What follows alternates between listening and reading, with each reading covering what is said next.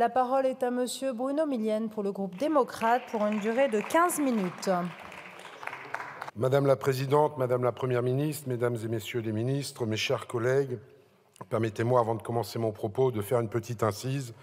Monsieur Bompard, j'aimerais que vous rappeliez à Monsieur Saint-Toul qui a disparu, ça prouve le respect qu'il a pour ses collègues. Oui, c'est pour ça que je m'adresse à vous, Monsieur Bompard. C'est pour ça que je m'adresse à vous, c'est parce que je vous ai vu, vous étiez là, donc voilà. Donc, simplement de rappeler à Monsieur Saint-Toul que Monsieur le garde des Sceaux est présumé innocent puisqu'il l'a mis en cause, ce qui n'est pas le cas de votre leader Maximo qui a été condamné définitivement pour des violences exercées sur des policiers et sur un magistrat. On voit un peu la... Bah oui, mais si vous mettez ça dans vos textes, souffrez qu'on y réponde. Voilà. Voilà. Bref, venons-en à ce qui nous préoccupe ce soir. Nous voilà donc une nouvelle fois ici réunis pour débattre d'une nouvelle motion de censure déposée par nos collègues de la France Insoumise dans, il faut bien le dire, l'indifférence générale. Pourquoi? Parce que les Français ont bien compris que les oppositions votaient systématiquement contre les textes financiers avant même d'en connaître le contenu. Parce que les Français ont bien compris qu'en contexte de majorité relative, le recours à l'article 49 alinéa 3 de la Constitution était indispensable pour doter notre nation d'un budget et pouvoir continuer d'engager les réformes ambitieuses que nous portons pour notre pays. Parce que les Français ont bien compris qu'en l'absence de majorité alternative et sans bien sûr présager du vote de mes collègues d'ici quelques minutes, les chances de voir adopter une motion de censure étaient plus que limitées. Mais aussi, et je tiens à le souligner, parce que vos propres amis, ou ex-amis, ou futurs ex-amis, j'avoue qu'on se perd un peu dans les méandres de la NUPES, rejettent eux-mêmes votre stratégie de motion de censure systématique, lesquelles sont autant de défaites cuisantes pour vous et donc pour eux. Cette stratégie, et cela vous surprendra peut-être, moi j'y adhère pleinement et je veux vous remercier de la mener, principalement pour deux raisons. La première, c'est qu'elle nous permet une nouvelle fois d'expliquer notre projet et de le décrire dans le détail, d'en aborder toutes les nuances et tout le pragmatisme, loin, très loin, très très loin, des positions aussi dogmatiques qu'inefficaces que vous avancez, tendance fâcheuse pour la qualité du débat public que vous partagez d'ailleurs avec vos collègues d'extrême droite. La seconde, c'est qu'elle nous permet d'avoir un vote sur le texte en question et donc de montrer que loin des éléments de langage caricaturaux que vous n'avez de cesse de rabâcher, le 49.3 est un outil démocratique, pas le meilleur, j'en conviens, mais un outil légal que nous ne sommes ni les premiers ni les derniers à utiliser pour aller au-delà du blocage institutionnel. Pourquoi je parle de blocage?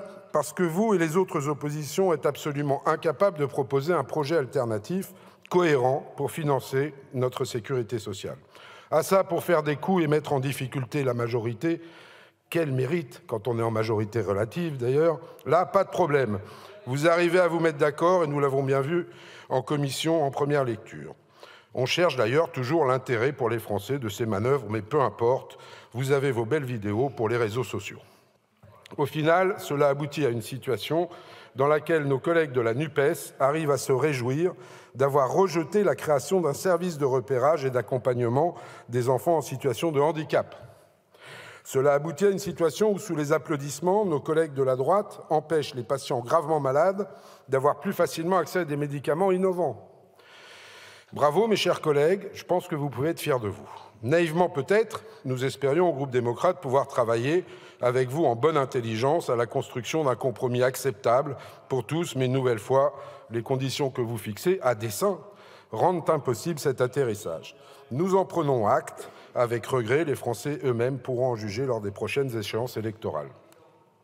La réalité, c'est que, contrairement à ce que vous tentez de faire croire, ce PLFSS se place dans l'héritage strict de notre système social, qui est autant notre fierté que l'honneur de notre pays. Celui qui fait que l'appartenance à la communauté nationale va de pair avec le fait de pouvoir compter sur la collectivité en cas de maladie ou d'accident, ou tout simplement lorsqu'est venu le temps de quitter le monde du travail pour profiter de ses vieux jours. Ce modèle social unique, nous le préservons dans ce PLFSS, y compris malgré les contraintes budgétaires qui pèsent sur notre pays après 50 ans d'endettement, y compris malgré la nécessité que nous avons de tendre de nouveau vers l'équilibre budgétaire. Pour donner quelques exemples, Cet impératif de solidarité s'exprime par la meilleure articulation des droits à la complémentaire santé solidaire avec les minima sociaux comme l'allocation adulte handicapé, l'allocation supplémentaire d'invalidité ou celle destinée aux chômeurs de fin de droit.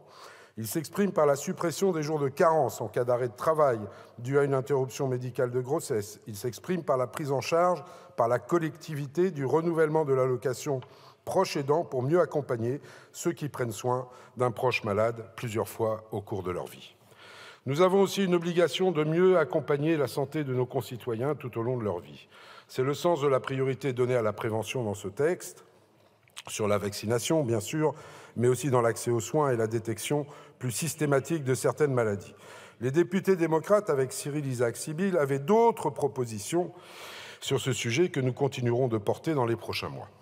La responsabilité budgétaire, celle qui nous pousse à compenser les nouvelles dépenses par des mesures d'économie, c'est par exemple sur la consommation et le prix des médicaments, mais également sur les sommes versées à l'UNEDIC pour tenir compte des effets des réformes de l'assurance chômage et de l'amélioration du marché de l'emploi.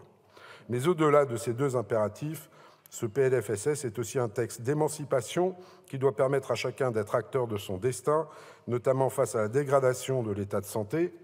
C'est tout l'objet des rendez-vous aux âges clés de la vie que le projet de loi propose de plus facilement généraliser, comme de la prise en charge inédite des moyens de contraception. Notre groupe démocrate a d'ailleurs pleinement contribué à renforcer ce texte et s'en félicite, même si, et c'est bien normal, nous n'y retrouvons pas tout ce que nous aurions aimé voir apparaître.